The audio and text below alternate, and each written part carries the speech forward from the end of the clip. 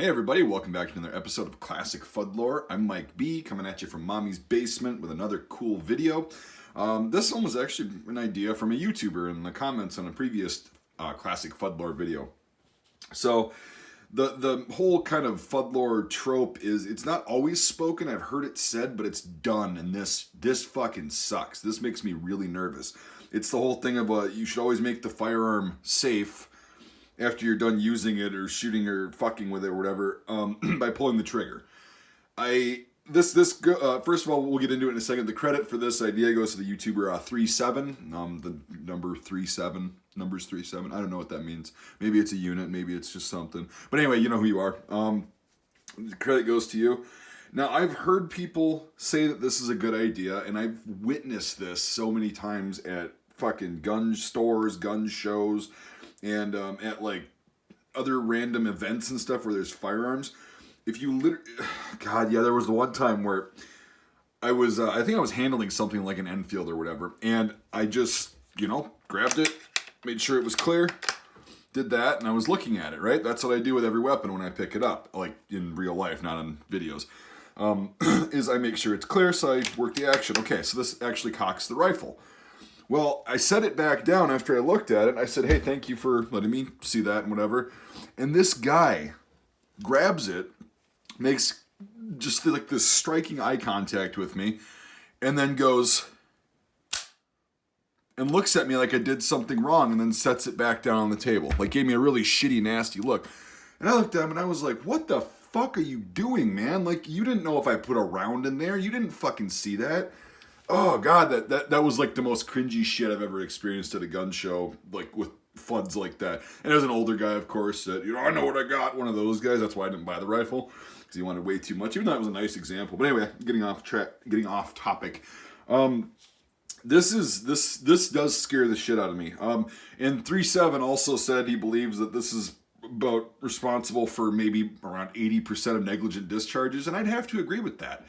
I don't know where this habit started from, why it's done, but I mean, I have a pretty good friend, and who does this, and you know who you are. It drives me fucking nuts, but it is what it is, I guess. And you know who you are, ass clown. But I don't understand. I never understood that. Why would you have to fire a weapon or dry fire a weapon after you're done with it to make it safe? I don't know if it's just a habit, if it's something people do that they learned, but I don't think it's a good practice. Because here, check this out. So how does this, right? It's clear. How does this make the firearm any more safe when you put it away and store it? I don't understand that shit. Okay, because here's what happens most of the time. Because people are really, really, especially FUDs that don't handle firearms a lot, they'll drop the magazine, they'll go, like this, and then they'll throw the magazine back in and then dry fire it.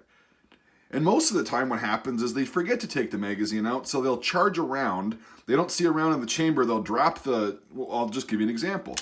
So they'll look at the chamber and be like, okay, it's clear, and they'll do it really quick. What do you think's going to happen when I pull the trigger now?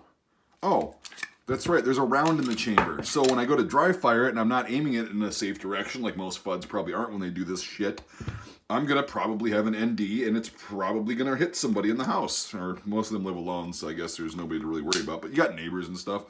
So I don't understand where that came from. And, I mean, maybe to my friend that does this, you can explain why you do that. And when you do that, it makes me cringe because you do it really quickly. Like, you look at, I'm sure I trust you that it's clear, but it's one of these things that I'm not a safety Nazi. I don't care about, 90% of people's etiquette or whatever, as long as they're not being a dipshit. I think this classifies as being a dipshit, and FUDs, if you don't do it at gun shows and certain gun stores, will literally give you a nasty look, like I explained. I've had this happen at stores and shows. So I don't understand why this is done. I've seen tons of people do this, and it's been preached that, it's a good idea to make sure, drop the hammer or, dry fire it after you're done, just to ensure that it's clear and that it's safe, and that you know that it's safe. Well, here's the thing. I don't know that it's safe. Because what's stopping somebody from coming up, racking the slide, and making it not safe? Like, I don't understand that. Anyway, so thanks for the idea, 37. I appreciate that, because this is something that I haven't experienced in a while. And I was like, oh yeah, that's something that makes me just fucking cringe. And it's a lot of FUDs that do it, but I've seen some younger people do it, and I just don't understand it. So anyway, that's a FuDdLoRe video for the day. If you got any questions or anything, or you've seen this, post it down in the comments. Again, it scares the shit out of me when people do that. I don't do it personally. I don't recommend doing it. I don't understand why it's part of clearing a weapon and ensuring that it's safe. Drop the mag, look in the action, make sure there's no rounds, and then right at home and you're good to go. There's no need to take that extra step and pull the fucking trigger after you're done, in my opinion. I guess I could be wrong, and there could be a very pragmatic reason for that, but I fucking doubt it. So, all right. Anyway, thanks again, 37, for the idea. Really appreciate it, and thanks for watching, everybody. If you consider becoming a supporter on Patreon, it's $1 a month, $12 a year. Link is in the description. Ooh, got a little ahead of myself there. If you do the $5 a month or more pledge option, you get access to my Discord server, which is pretty fun, interactive, and I guess a lot of people on there now, so it's a pretty fun time. So consider doing that. It helps me buy props and ammunition and cool things. This rifle was actually purchased with Patreon money a while back, and I did some exclusive videos on there that aren't public on YouTube, so you can go and check those out too once you become a supporter. But yeah, this rifle, this 1918 Lithgow #1 Mark III, was purchased with Patreon money. So it actually does pay off. I'll be doing some shooting videos on that. Also, the ammo will be funded by Patreon money.